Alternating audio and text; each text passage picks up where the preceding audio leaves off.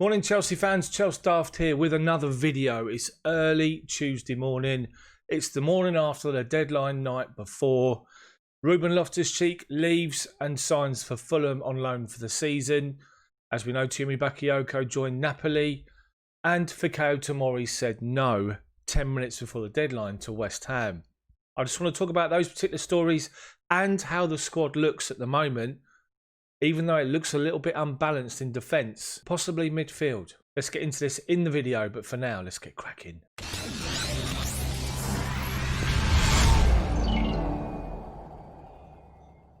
So I just wanted to talk about the situation with Ruben Loftus-Cheek. And I have to say, and I think people will agree that overall, that's the one person that left that we've seen the most feedback on social media where people are disappointed at the fact that Loftus-Cheek has gone. Yes, we know that Frank Lampard said the other week in his press conference that he'd be willing to let him go out on loan because he obviously needs to be playing football. But then Ross Barkley left. And you then sort of look, and as I said in my video a couple of times now, 3 midfield positions, if you play a 3-man midfield, which is the most that you would play, in the middle I'm talking about. So you need 6 midfielders.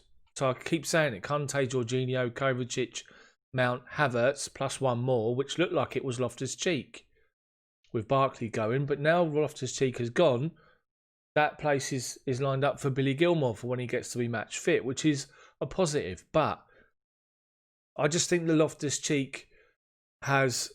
I just wonder if he just needs to be playing week in, week out, with the guarantee of playing week in, week out, to just get himself back to where he needs to be. And I think that there's been a conversation maybe... And, you know, he had a massive injury. He had a serious injury, his Achilles injury, which was just a massive blow. And he's worked so hard to get back. And I just think that there's maybe a little mental stumbling block with the fact that he needs to feel confident that he can go and push himself 100% and it's not going to go again. You know, there's got to be, has to be some mental block over that. And the only way you get past that is by playing first team football week in, week out, which is clear that that wasn't going to happen at Chelsea, which is a shame. It's a real shame. I did put out a video a couple of weeks back when I did ask the question if the Chelsea Academy boys would find themselves benched with the new arrivals. And that's nothing against the new arrivals. It was just a question because, let's face it, Frank Lampard had no choice when he took over with the transfer ban with Hazard going. He had to blood the youngsters, bring them into the squad and give them regular first-team football. And it just looks as though, as I say, that Ruben Loftus-Cheek is a casualty of that with the arrival of Kai Havertz. And, I mean, Havertz is going to be a fantastic player for us. Mason Mount, as we all know, the impact Mason's had since he come into the team has been excellent. And it just looked as though it's going to be those two. So Loftus-Cheek is the one that misses out, unfortunately. I was disappointed that Ampadu left because I thought Ampadu could take the place of Jorginho if Jorginho was going, because I don't see a lot of difference between the two. Yes, Jorginho's use of the ball is better than Ampadu's, but that'll just improve over time the more that Ampadu plays. But who am I to say anything? Ampadu went on loan to Sheffield United. No qualms about that. Barkley went on loan to Villa. He was never going to play regular. You see the impact he had on one game against Liverpool where he played well. Whether he can sustain that over the course of a season is yet to be seen. Hopefully he does.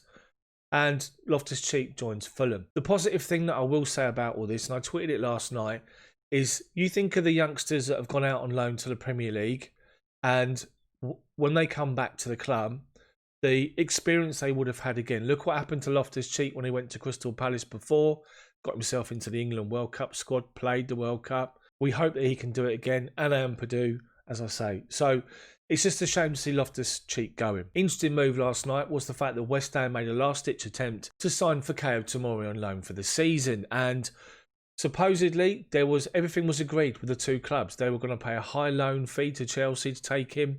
Chelsea were happy to let him go. 10 minutes before the deadline, Tomori said no. And you have to accept it, I guess. West Ham had no choice but to accept it. They were left short. Chelsea have now got 5 centre-backs at the club, which is going to be interesting to see how Frank manages that. With also news that Tony Rudiger had no interest in joining Tottenham because he didn't want to offend the Chelsea fans, which I don't know if how true that was. I saw that on social media. And Rudiger was determined to stay and fight for his place in the team. And I wonder if that is the case with Tomori, or if he wanted a permanent deal, not a loan deal.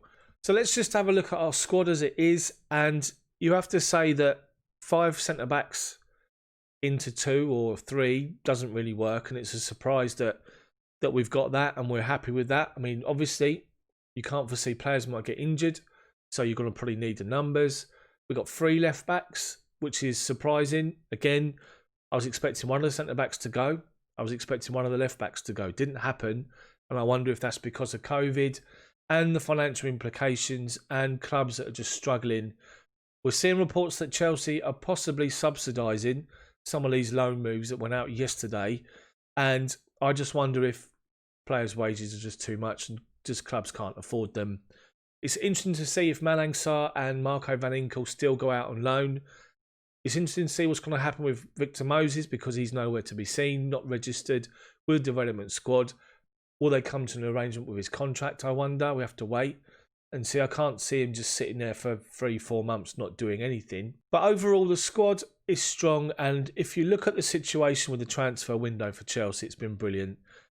Kaveh Solokol and Darmeshev were talking last night after the window had shut about the best business and things like that. And Kaveh Solokol made a really good point. He basically said the winners on transfer deadline day are the clubs that have already done their main business that don't get involved with deadline day. And that's Chelsea. We said the end of last season we need a left back, need a goalkeeper, need a centre back, need an attacking midfielder, and we need goals. And Chelsea went out and got every single one of those players in Ben Chilwell, Thiago Silva, Edouard Mendy, Kai Havertz, Timo Werner. Outstanding window for Chelsea. I've just got a concern that we're just a little bit unbalanced, and I just hope that everyone wants to fight for their place and there's no sort of murmurs of discontent as the weeks go by if people are not playing. 5 centre-backs, as I said, interesting to see how that plays out. It's clear that 2 will probably be assigned to cup competitions. The Carabao Cup, one of the weaker games, maybe like the weaker team in the Champions League, but I mean, there really isn't a weak team in the Champions League. So that's interesting to see how that plays out. The left-back position, expecting one of those to go, they didn't. 3 left-backs into 1 doesn't really go. So it's interesting to see how it's managed by Frank as we move forward through the months to the winter transfer window. But overall, we've got to be happy with our window and what we've done. We've got strength throughout the main core of the squad. Think of the main 11 players and the main backups. We are strong throughout now. Just need time to gel, to get together. And we saw early signs of it against Crystal Palace and the second half fight back against West Brom. Like, overall, disappointed with Loftus-Cheek going and Ampadu, as I've said, but understand it. Hopefully, those 2 can really kick on this season in the Premier League and come back to Chelsea better players. So what do you guys think of the window? What do you guys think of the Chelsea squad as it is now?